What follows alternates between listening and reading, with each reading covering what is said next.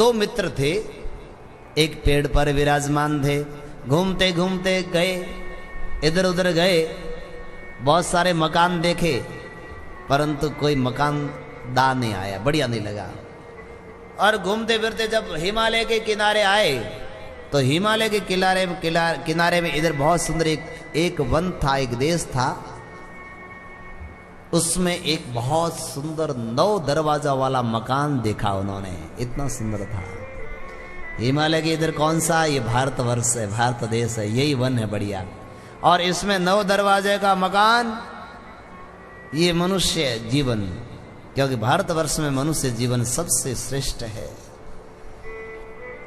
तो उसको देखा तो उस पुरुष ने देखा ये बढ़िया है।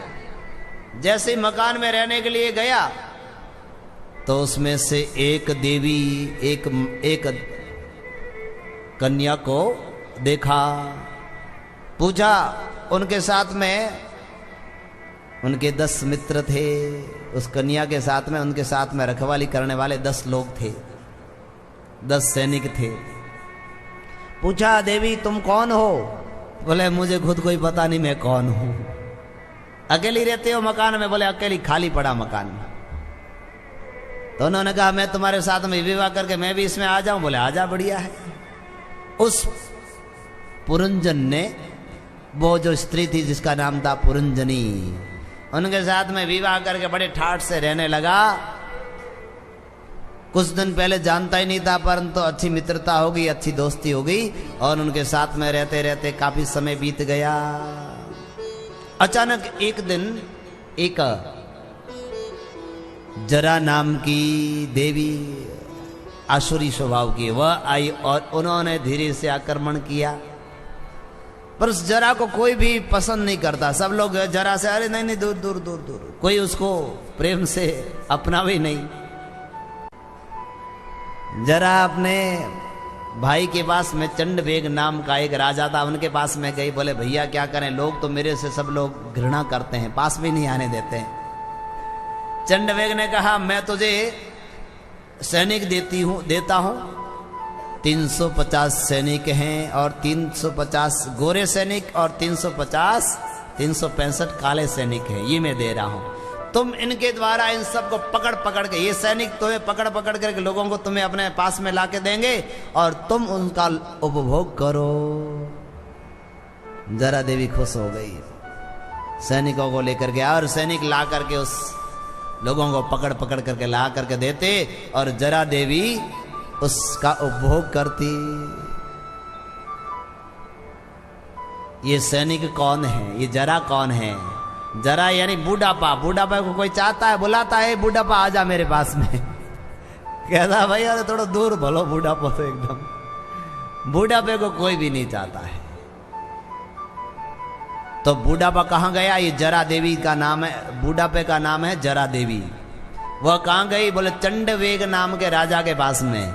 चंडवेग कौन है? ये जो साल, जो समय है ना, ये समय ही चंडवेग है। समय से कहा भैया, बूढ़ापे ने समय के साथ में दोस्ती की और अपना भाई बनाया। कहा भाई मेरा सहयोग करो ना। बोले मैं तुझे सैनिक दे रहा हूं 365 सफेद और 365 काले सैनिक। क्या है? रात और दिन। समय ने दिया कि ये रात और दिन ले जाओ, ये रात और दिन तुझे लोगों को अपने पास में अपने आप ला ला करके देंगे। और कौन सी रात्रि में और कौन से दिन में बूढ़े हो गए पता ही नहीं चला। धीरे धीरे उस जरा देवी ने इस मनुष्य को उपभोग करते करते करते बूढ़ा कर लिया। तो ये जो नगर का एक 5 फण का नाग रहता था इस नगर में, वह हमेशा इस नगरी की रक्षा करता है, इस महल की रक्षा करता है। तो चारों तरफ से जब जरा देवी ने घेरा और उस नगर में आग लग गई, सैनिकों के साथ में उन जो 365 सैनिक काले गोरे थे, उनके साथ में इस नाग ने बड़ा युद्ध किया। पर युद्ध करता करता आखिर में नाग थक गया और वह इस नगर को छोड़ करके निकल गया। 5 फण का नाग कौन है? बोले 5 प्राण ही। इस नगर के रखवाली करने वाले हैं। बेचारे ये लोग आप तो सो जाते हैं पर प्राण जग जग करके लड़ते रहते हैं इस काल से, महाकाल से, मृत्यु से। पर आखिर में तो वह प्राण भी थक जाता है और सर्प किधर गया, प्राण किधर गए पता ही नहीं चलता है। और ये नगर एक दिन, वह पुरंजन और पुरंजन इस नगर में रह रहे थे। पुरंजन जो है अपनी पुरंजनी को याद करते करते करते बिछुड़ गई, उस अग्नि में जल करके मर गई। तो याद करते करते रोते रोते रोते मरा और अंतिम में वह उस अपनी पत्नी को याद करके मरा। दूसरे जन्म में वह पत्नी बनना पड़ा। अंति यामति सा गति, अंतिम में जिस समय जो बुद्धि में आएगा वही व्यक्ति दूसरे जन्म में उसको बनना पड़ेगा। तो इन्होंने स्त्री के लिए रोया पुरंजन ने, तो अगले जन्म में क्या बना, स्त्री ही बना।